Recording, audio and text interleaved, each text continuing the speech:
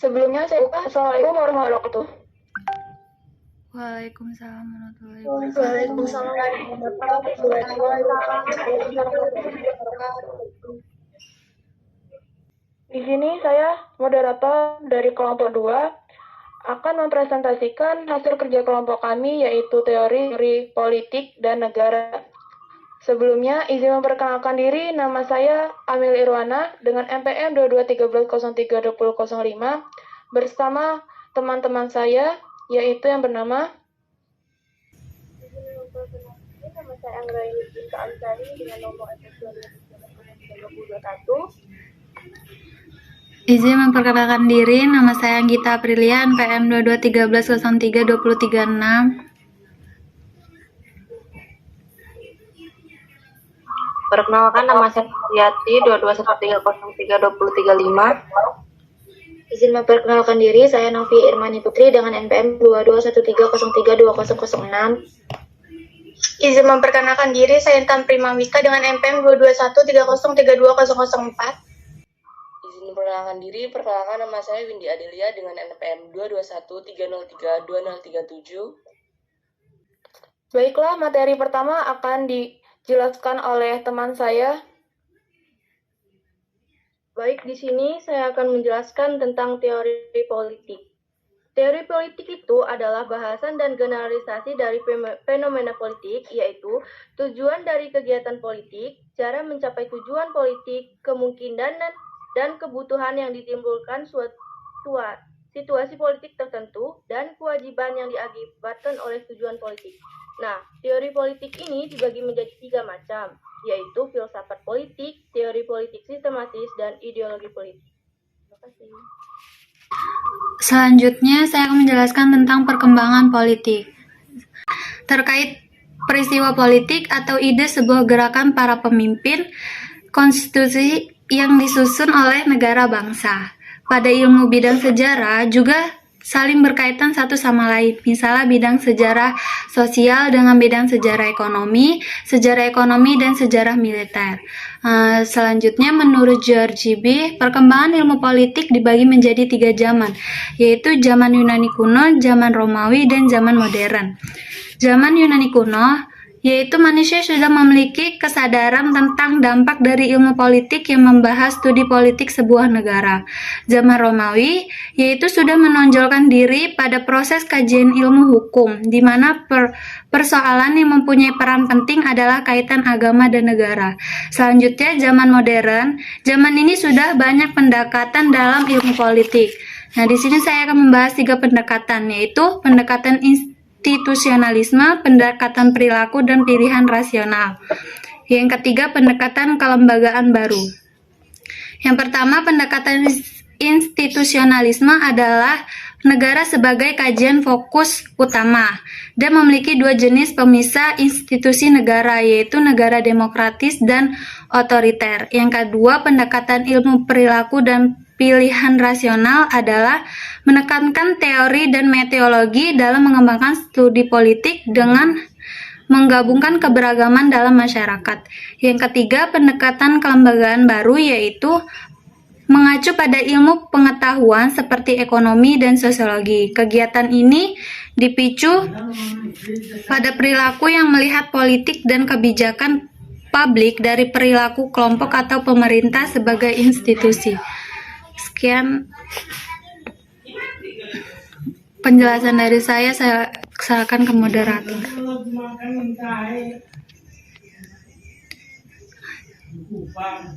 Baik, materi berikutnya akan dijelaskan oleh Intan. Baik, di sini saya akan menjelaskan mengenai kontribusi ilmuwan dalam perkembangan teori politik. Para ilmuwan berpendapat bahwa ada 4 tahap perkembangan sistem politik, yaitu tahap pertama, sosialisme demokrasi. Adalah filosofi politik yang menganjurkan demokrasi yang dilaksanakan bersamaan dengan kepemilikan sosial langsung atas produksi. Tahap kedua yaitu kapitalisme.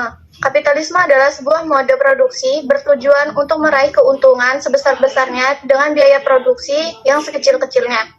Tahap ketiga yaitu neoliberalisme. Adalah pengembangan kebebasan individu agar bersaing secara bebas. Dan tahap keempat yaitu pemerintahan alternatif menawarkan harapan kepada mereka yang ingin menciptakan dunia yang lebih baik untuk diri mereka sendiri dan untuk generasi mendatang. Terima kasih. Baik, materi berikutnya akan dibacakan oleh Susi. Negara-negara adalah suatu wilayah di permukaan bumi yang kekuasaannya baik politik, ekonomi, sosial, maupun budaya diatur oleh pemerintah yang berada di wilayah tersebut. Negara merupakan pengorganisasian masyarakat yang berbeda dengan bentuk organisasi lain, terutama karena hak negara untuk menghukum seseorang. Negara dalam strukturnya bisa dibedakan dalam suprastruktur politik dan infrastruktur politik.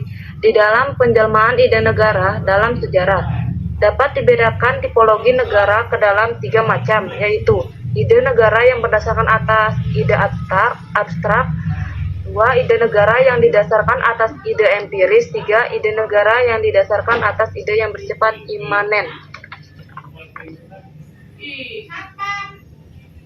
Baik, materi berikutnya akan dipaparkan oleh Novia.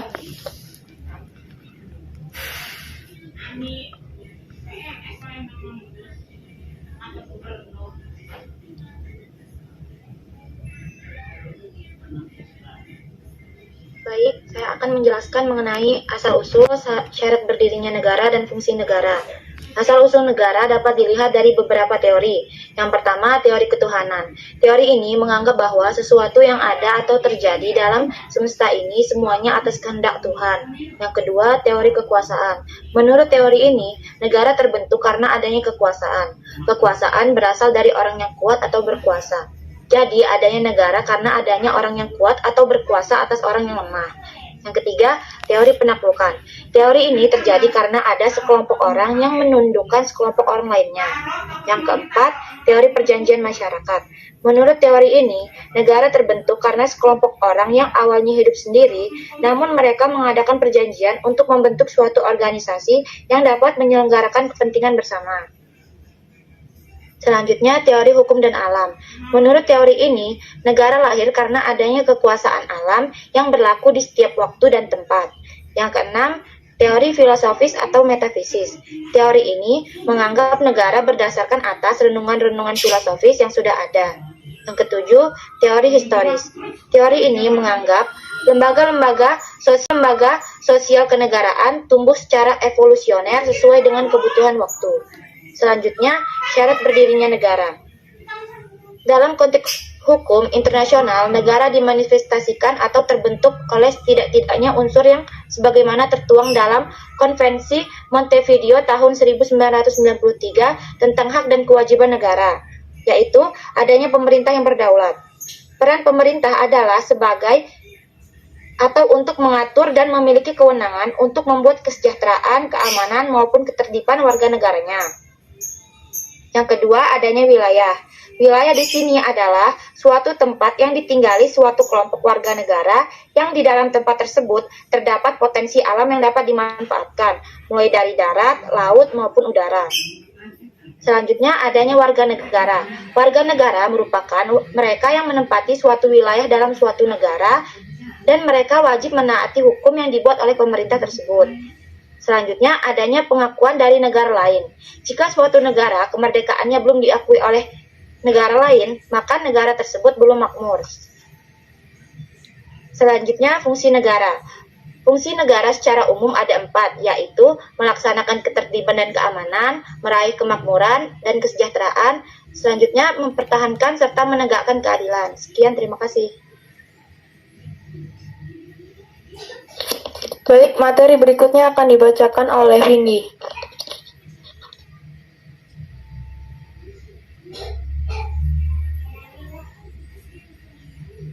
Baik, di sini saya akan membacakan tentang tujuan negara. Tujuan negara itu tidak hanya satu, melainkan banyak dan tidak hanya menjamin kedudukan hukum dari warga negaranya saja, tetapi memakmurkan rakyatnya dan menyelenggarakan kebudayaan.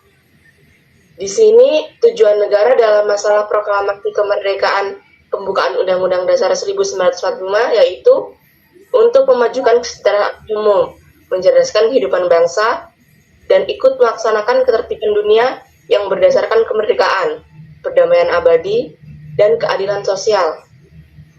Profesor Mr. Muhammad Yamun berpendapat bahwa tujuan negara dibagi menjadi dua macam, yaitu tujuan nasional dan tujuan internasional. Tujuan nasional terdiri dari yang pertama, kebahagiaan dalam negara, yang kedua, kemajuan kesejahteraan umum, yang ketiga, kecerdasan kehidupan bangsa. Sedangkan tujuan internasional terdiri dari kemerdekaan, perdamaian, serta keadilan sosial. Mungkin itu saja yang dapat saya sampaikan. Saya kembalikan kepada moderator. Baik, terima kasih untuk teman-teman yang sudah menjelaskan materi tadi. Nah, kita membuka 3 pertanyaan untuk teman yang ingin bertanya, dipersilakan. Baik, untuk Ulan. Izin bertanya, perkenalkan nama saya B. Wulandari, NPM 2213032028. Izin bertanya, mengapa kekuasaan diperlukan untuk mempengaruhi kebijakan politik? Uraikan bagaimana pendapat Anda. Baik, berikutnya MTOI. Baik, izin memperkenalkan diri. Nama saya Muhammad Thayyab Ma'ruf dengan NPM 2213032017.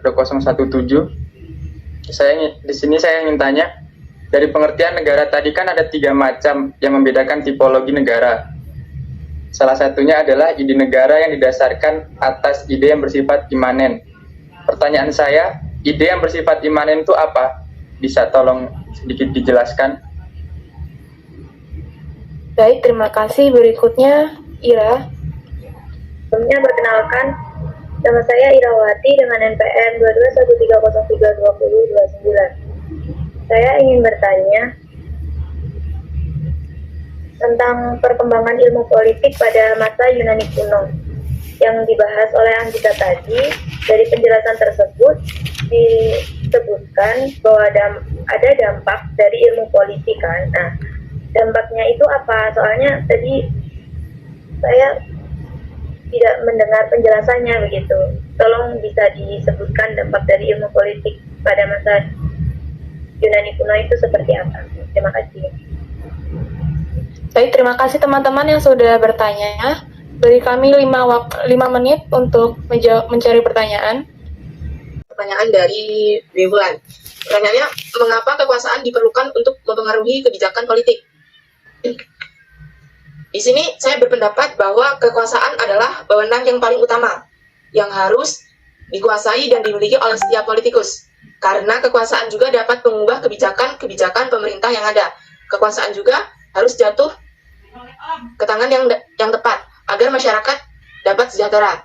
Dan jika tidak, maka masyarakat akan bertindak dengan kekuasaan yang dimiliki oleh penguasa atau politikus. Baik, terima kasih Windy yang sudah menjelaskan pertanyaan dari Ulan. Apakah bisa diterima oleh Ulan? Bisa. Bagi teman-teman yang ingin menyanggah atau menambahkan, dipersilakan. Baik, untuk Aisyah. Baik, terima kasih. Saya Aisyah Ciciningrum, NPM 2213032024. Izin bertanya kepada Windy, tadi kan sudah menjelaskan bahwasanya kekuasaan itu kayak bersifat penting. Nah, gimana sih pendapat Anda mengenai kekuasaan yang ada di Indonesia ini? Sudahkah seharusnya atau semestinya atau bagaimana menurut Anda kekuasaan yang ada di Indonesia? Terima kasih. Akan dibacakan oleh Anggita. Ini saya akan menjawab pertanyaan dari Ira. Pertanyaan dari Ira kan tadi dampak dari ilmu politik kan. Nah, saya akan menjelaskan dampak dari ilmu politik dari segi positif ya. Pengaruh positif atau dampak positif dari politik yaitu sebagai sarana untuk menyatukan segala macam kepentingan atau permasalahan yang ada di negara kan. Nah, contohnya yaitu aksi demonstrasi dengan baik dan tidak dengan merugikan orang lain atau dengan tindakan anarkis yang membuat berantakan, membuat acak-acakan negara gitu loh. apa sih? Ya dengan baik-baik memberikan usulan kepentingan atau kebijakan baru. Dengan itu politik menjadi wadah ketika menyatukan segala macam kepentingan dalam masyarakat. Menurut saya segitu. Baik, terima kasih Anggita sudah menjelaskan pertanyaan dari Ira. Apakah bisa diterima oleh Ira? Maaf, di sini suaranya kurang jelas, juga saya kurang paham. Bisa tolong diulang dan suaranya agak dikeraskan begitu. Di sini kan dampak dari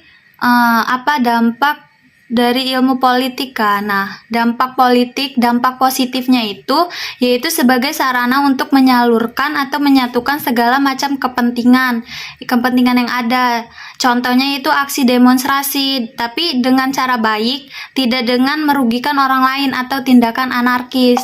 Nah, dengan itu politik menjadi wadah ketika menyatukan segala macam kepentingan permasalahan yang ada untuk menyelesaikan masalah itu gitu. Baik, apakah Ira sudah menerima jawaban dari Anggita? Baik, saya paham. Terima kasih. Baik, untuk teman-teman yang ingin menyanggah atau memberi tambahan jawaban dari Anggita, dipersilakan. Sebelumnya izin moderator, di sini saya ingin menjawab pertanyaan dari Aisyah. Baik, silakan. Kekuasaan di Indonesia apakah sudah baik atau belum? Apakah sudah semestinya? Menurut saya, kekuasaan di Indonesia belum berjalan dengan semestinya karena masih ada penyalahgunaan kekuasaan. Contohnya saja, mantan rektor Universitas Lampung yang terjerat kasus korupsi. Menurut saya itu adalah salah satu contoh dari penyalahgunaan kekuasaan. Sekian, terima kasih. Terima kasih Novia yang sudah menjelaskan sanggahan dari Aisyah. Apakah Aisyah bisa diterima? Bisa, terima kasih Novi. Berikutnya, pertanyaan TOI akan dijawab oleh Susi. Izin menjawab pertanyaan TOI, kan tadi TOI bertanya, saya ide yang bersifat imanan itu apa? Nah, imanan sendiri artinya paham yang menekankan berpikir dengan diri sendiri atau subjektif. Sedangkan ide yang bersifat imanen adalah ide yang berasal dari diri sendiri dan sesuatu yang dipengaruhi oleh keyakinan atau perasaan pribadi, bukan berdasarkan pada fakta. Terima kasih Susi telah menjawab pertanyaan TOI. Apakah TOI bisa diterima? Bisa. Baik, untuk teman-teman dari dua pertanyaan yang sudah dijawab Anggita dan Susi, apakah ada sanggahan atau tambahan? Cukup. Baik, mungkin itu